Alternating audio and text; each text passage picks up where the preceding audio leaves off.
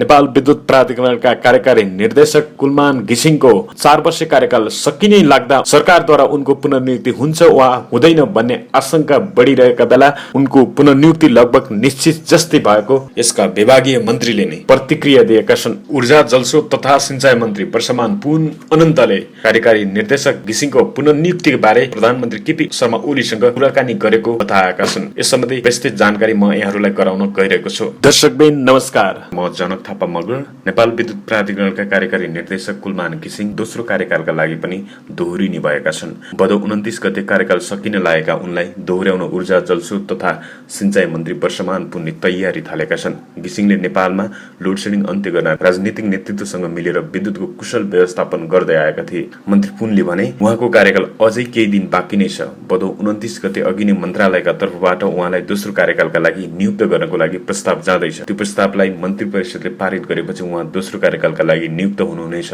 यस विषयमा मन्त्री पुनले प्रधानमन्त्री केपी ओली र पार्टी अध्यक्ष पुष्पकमल दाहाल प्रचण्डसँग समेत परामर्श गरेका छन्। सामाजिक सञ्जाल तथा सार्वजनिक बहसमा समेत कार्यकारी निर्देशक घिसिङलाई दोहोर्याउन आवाज उठिरहेको थियो। कार्यकारी निर्देशक घिसिङलाई 4 वर्ष अघि तत्कालीन ऊर्जा मन्त्री जनार्दन शर्माको प्रस्तावमा प्रधानमन्त्री पुष्पकमल दाहाल प्रचण्डले नियुक्ति दिएका थिए। तत्कालीन प्रधानमन्त्री प्रचण्डले छिमेकी भारतबाट बिजुली आयात गर्न यथेष्ट बजेट विनियोजन गर्न स्वीकृति दिएको, निजी क्षेत्रबाट निर्माणाधीन केही परियोजनाहरू सम्पन्न भएको र चुहावट भइरहेको विद्युतको अनुपात घटाउने लगायतका कदमका कारण तत्कालीन सरकारले औद्योगिक क्षेत्र बाहेकको लोडसेडिङ हटाएको थियो। औद्योगिक क्षेत्रमा समेत विद्युतको नियमित आपूर्ति गराएर देशभर लोडसेडिङ मुक्त बनाएको भने अहिलेकै सरकारले हो। कार्यकारी निर्देशक घिसिङको कार्यकालमा केही राम्रा कामहरूको थालनी भएको छ भने केही प्रश्नहरू उनी माथि समेत तेर्सिएका छन्। घिसिङको कार्यशैलीलाई लिएर कतिपय विषयमा प्रधानमन्त्री ओलीले समेत असन्तुष्टि जनाएको कुरा यसअघि नै सार्वजनिक भइसकेको छ।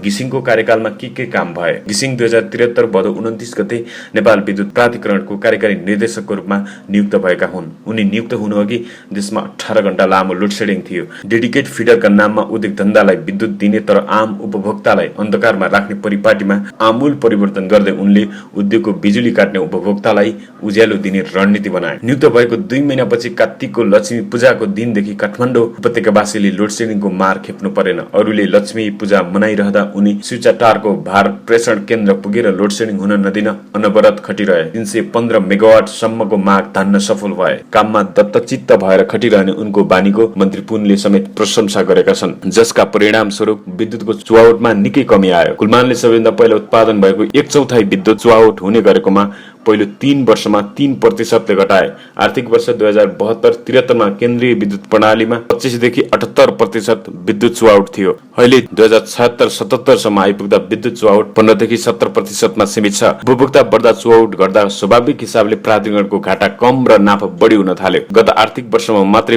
प्राधिकरणले 11 अर्ब नाफा कमाएको छ। निजी क्षेत्रका विद्युत उत्पादकहरूले भने प्राधिकरणले 650 मेगावाटको हाराहारीमा उत्पादित बिजुली सस्तोमा किनेर महँगोमा बेचेका कारण धेरै नाफा कमाएको प्रतिक्रिया दिने गरेका छन्। के काम हुन सकेन? कुशल व्यवस्थापन क्षमताका बावजुद कुलमान घिसिङको कार्यकालमा केही महत्त्वपूर्ण परियोजनाहरू अधुरै रहे भने केही उत्पादन भएको बिजुली समेत खेर गइरहेको छ। तामाकोशी जलविद्युत आयोजना बेलेमा सम्पन्न नहुँदा एकातिर लागत रकम बढिरहेको छ भने अर्कातिर आन्तरिक उत्पादनको कमीका कारण भारतबाट धेरै विद्युत आयात गर्नु परेको छ। रसुवागढी र मध्यपट्टिकोशी 2 वर्ष पहिले आउनुपर्ने परियोजना आउन सकेका छैन। त्यसैगरी 1 वर्ष पहिले नै बनिसक्नुपर्ने सोली कोरिडोर प्रसारण लाइन बन्न सकेको छैन। सो करिडोरमा उत्पादित विद्युत केन्द्रीय प्रसारण लाइनको अभावमा खेर गइरहेको छ। नुवाकोट जिल्लामा निर्मित 25 मेगावाटको सोलर ऊर्जाबाट पनि लाभ लिन सकिएको छैन, जसका कारण राज्यलाई करोडौँको नोक्सानी पनि भइरहेको छ। डेडिकेटेड तथा ट्रङ्क लाइन मार्फत विगतमा प्राधिकरणले उद्योग धन्दा सञ्चालन गर्न दिएको 13 अर्ब बराबर पैसा उठाउन घिसिङले सकेका छैनन्। यस विषयमा संघीय संसद र सार्वजनिक लेखा समितिमा समेत उनीमाथि प्रश्न उठेको थियो। प्राधिकरणले राज्यको उक्त रकम उठाउन आलटाल गर्नुमा उनको मिलेमतो हुन सक्ने समेत लेखा समितिले आशंका गर्दै छानबिन गर्न अख्तियार दुरुपयोग अनुसन्धान आयोगलाई सुझाव दिएको थियो। उनले गर्न नसकेका कामका अलावा उनको कार्यशैलीका कतिपय विषय पनि विवादको घेरामा रहने गरेका छन्, जसलाई प्रधानमन्त्री ओलीले समेत रुचाएका छैनन्। सरकारका तर्फबाट प्रधानमन्त्रीले मन्त्रीले गरेका कामको समेत कार्यकारी निर्देशक घिसिङले जस लिने गरेको र मिडियामा प्रचारबाजी गर्ने गरेको उनीमाथि आरोप छ।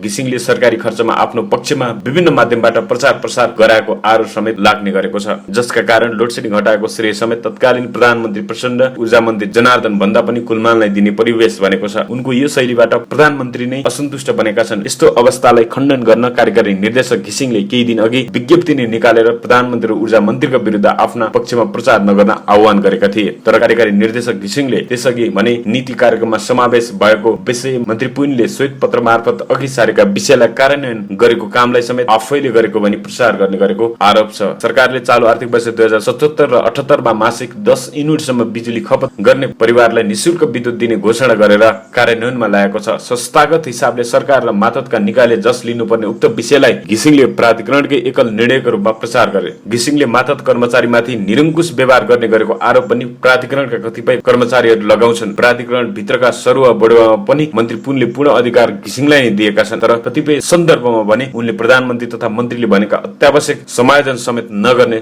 गरेको स्रोतको दाबी छ। यसैबीच पार्टीको विवादसँग केन्द्रित रहेर नेकपा नेता एवं ऊर्जा जलस्रोत तथा सिंचाई मन्त्री वर्षमान पुन अनन्तसँग गरिएको कुराकानीमा समेत कुलमान घिसिङलाई नेपाल विद्युत प्राधिकरणको कार्यकारी निर्देशकमा पुनः नियुक्ति गर्ने बारे चर्चा भएको छ। यसमा ऊर्जा मन्त्री पुनले सकारात्मक हिसाबले आफ्ना तर्कहरू पेश गरेका छन्। अन्तर्वार्ताका क्रममा उनले कार्यकारी निर्देशक घिसिङको पुनः नियुक्तिलाई बल पुग्ने गरी धारणा व्यक्त गरेका छन्। उनले यसो भनेका छन्, नेपालमा अब लोड सेडिङ फर्किएर आउँदैन। यो इतिहासको विषय भयो, किनभने हामीले विगत भन्दा विद्युत उत्पादन वृद्धि गरेका छौं। हामीले छिमेकबाट जति चाह्यो त्यति ल्याउने संरचना बनाएका छौं, चुहावट घटाएका छौं, संस्थानमा मन्त्रालयमा र सरकारको क्षमतामा वृद्धि गरेका छौं। त्यसैले अब जुनसुकै मन्त्री जो कोही कार्यकारी निर्देशक भए पनि लोड सेडिङ अब फर्केर आउँदैन, आउन दिइदैन। दोस्रो, हिजो कमरेड प्रचण्ड प्रधानमन्त्री हुनुहुन्थ्यो, कमरेड जनार्दन शर्मा ऊर्जा मन्त्री हुनुहुन्थ्यो। त्यति बेला कुलमानजीलाई कार्यकारी निर्देशकको जिम्मेवारी दिइएको हो र त्यसमा पोलिटिकल लिडरशिपको पनि भूमिका थियो। कुलमानजीले आफै पनि प्रयत्न गर्नुभयो। खास गरी त्यही बेला भारतबाट पनि विद्युत आयो, नेपालमा पनि निर्माणाधीन आयोजनाहरू आए। चुहावट त्यसबेला 24% थियो, अहिले घटेर 15% जतिमा आयो र उहाँले व्यवस्थापकीय क्षमता देखाउनु भयो। त्यसैगरी औद्योगिक क्षेत्रमा कति अनावश्यक गइराखेको होला त्यसलाई तानेर पिक आवरमा घरेलु उपभोक्ताहरूलाई दिने र अरू समयमा उद्योगलाई दिने यस्तै खालका व्यवस्थापकीय क्षमता पनि देखाउनु भयो र इमानदार एवं राम्रो प्रयत्न गर्नुभयो। यो सबैको कुल युगमा लोड सेडिङ अन्त्य भएको छ। जहाँसम्म कुलमानजीको सन्दर्भ छ, उहाँ व्यवस्थापकीय कुशल क्षमता भएको योग्य मान्छे हो। उहाँले आफ्नो 4 वर्ष कार्यकाल राम्रोसँग पूरा गर्नुभयो। त्यसमा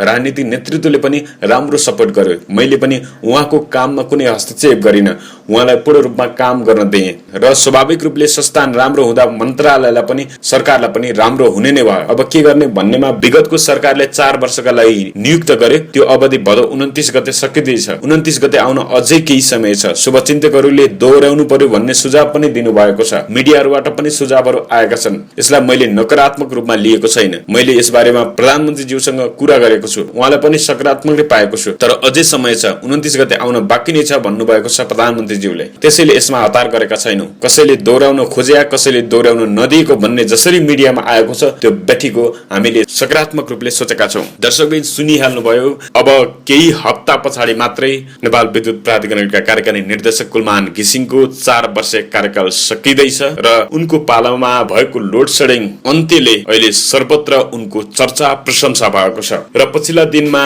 ऊर्जा मन्त्री वर्षमान पुन अनन्त र प्रधानमन्त्री केपी शर्मा ओलीले उनको पुनर्नियुक्ति बारे खासै राम्रो संकेत नदिएको भन्ने खबर आइरहँदा अहिले ऊर्जा मन्त्रीले यो धारणा व्यक्त गरिरहनुको पछाडि के हुन सक्छ? साँच्चै उनी पहिलेदेखि सकारात्मक थिए र प्रधानमन्त्रीसँग कुरा गरेका छन्, अथवा सामाजिक सञ्जाल आम जनताको दबावका कारण उनले यो भन्न बाध्य भएका हुन्? के लाग्छ? यहाँलाई आफ्नो प्रतिक्रिया कमेन्ट बक्समा गर्न सक्नुहुनेछ। धन्यवाद।